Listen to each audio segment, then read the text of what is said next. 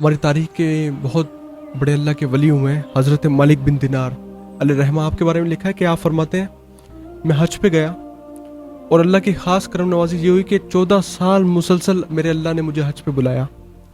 कोई साल बीच में ऐसा नहीं गुजरा कि मैं हज पे ना गया हूँ। आप फरमाते हैं हर साल मैं देखता एक शख्स जो कि दौरान तवाफ़ बैतुल्लाह का दरवाज़ा पकड़ता और अर्ज़ करता लब्बैक अल्लाहुम्मा लब्बैक, ए अल्लाह मैं हाजिर हूँ, मेरे मालिक मैं हाजिर हूँ। यार करो ना दुआ, कभी अल्लाह हमें भी ये मौका अता फरमा दे कि हम अपने रब की चौखट पे जाएं, बैतुल्लाह का दरवाज़ा पकड़ें और सारे गम अपने अल्लाह को सुनाएं और कहें या अल्लाह हम हाजिर हैं। मालिक बिन दिनार फरमाते हैं वो अपने रब को पुकारता और जब वो कहता ना लब्बैक अल्लाहुम्मा लब्बैक तो आवाज़ आती ला लब्बैक, तू हाजिर नहीं है।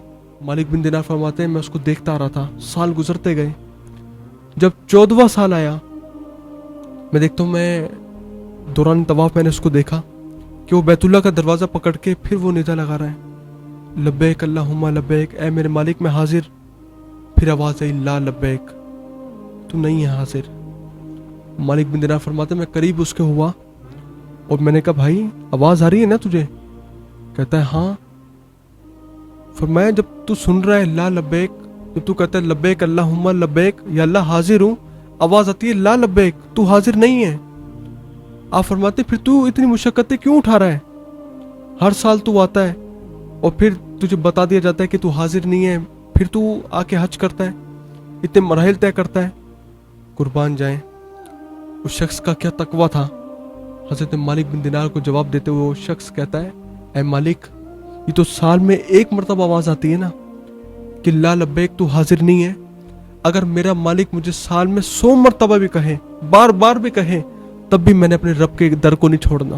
अल्लाहु अकबर। मालिक बिन दिनार फरमाते हैं अभी इन बातों में हम मशगूल थे कि कागज़ का टुकड़ा आसमान से आके उसके सीने पर गिरा और उसने पढ़ के ना मेरी तरफ कर दिया। आप कहते हैं जब मैंने पढ़ा तो उस पर लिखा हुआ था ए मालिक, तू हमारे बंदे को हमसे दूर कर रहा है, तू मेरी कुर्बत से इसको निकालना चाह रहा है।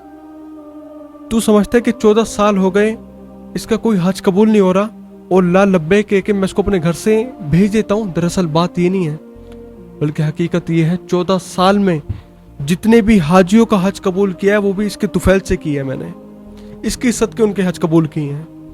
अल्लाह अकबर। तो अल्लाह जिसको चाहे अपना बना ले, इसलिए किसी गुनाहगार को देखकर कभी भी ये ना सोचना कि बहुत गुनाहगार है और मैं बहुत नेकोकार हूँ। एक पल लगता है, एक लम्हा कि वो गुनाहगार को अपना महबूब बना लेता है और अपने वली को एक आम बना सकता है। वो कभी भी नेकियों पर अपने आप को फ़ख्र महसूस ना करना, बल्कि शुक्र करना कि अल्लाह ने तुम्हें नेकियों की तौफीक दी कि तुम्हें इस मुकाम पर पहुंचा दिया। ख़ास तौर पे इस माहौल में, आज के दौर में जो दीन का काम कर रहा है ना, ये बहुत पसंदीदा अमल है अल्लाह के नज़दीक। इस दौर में जहाँ गुनाह हर तरफ आम है, बेहयाई अरूज पर है, ख़ास तौर पे जब हम अपने अल्लाह और उसके रसूल की मोहब्बत वाले काम करेंगे तो अल्लाह हमें यकीनन बहुत करीब कर लेगा अपने।